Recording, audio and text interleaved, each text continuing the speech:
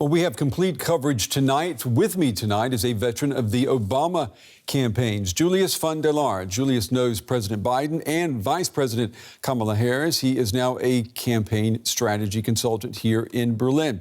Also joining me is DW's Carolina Chamoy. She is on assignment in the state of Texas.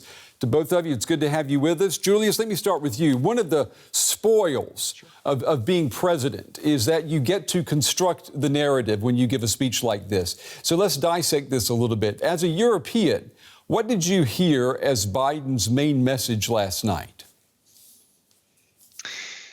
I mean, he said America's on the move again. And I thought he made a compelling case that, he brought America back. First of all, of course, shots in arms, 220 million shots into America's arms. I thought that was a helpful, just marker that he laid down. The other thing, of course, is that no president in history has ever created that many jobs in the first 100 days of his office. But as a European, I think there was also a message in there that was still an America First message. And we saw it over the last 100 days that Joe Biden, of course, has put America first. And I think we in Europe have also noticed that.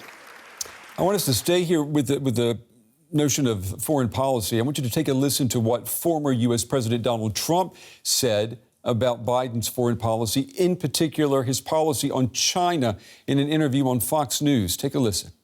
They're going to give our country away to China. China will take over this country if they don't do something very quickly, and they've been very, very weak on China. We beat China so badly, and then COVID came along, and it was back to step one. Now, Julius, there are obviously problems with the truth there and what the former president is saying, but despite that, there are people who will not buy Biden's tough stance on China. How do you get through to those people? Well, I thought he laid out a specific example in the second part of the speech when he said, I don't see why we should be producing wind turbines, or why we should actually purchase any of those wind turbines in China when we can actually build them in Texas or in Pennsylvania or in West Virginia. And I thought that was a compelling case that he continued to say, well, we got to purchase in America, but we also got to build in America. And I think the way to sell that is to actually say this all has to do with American jobs and American infrastructure, and we can't rely on the Chinese anymore. We got to buy and purchase at home. Yeah, that takes us to domestic policy.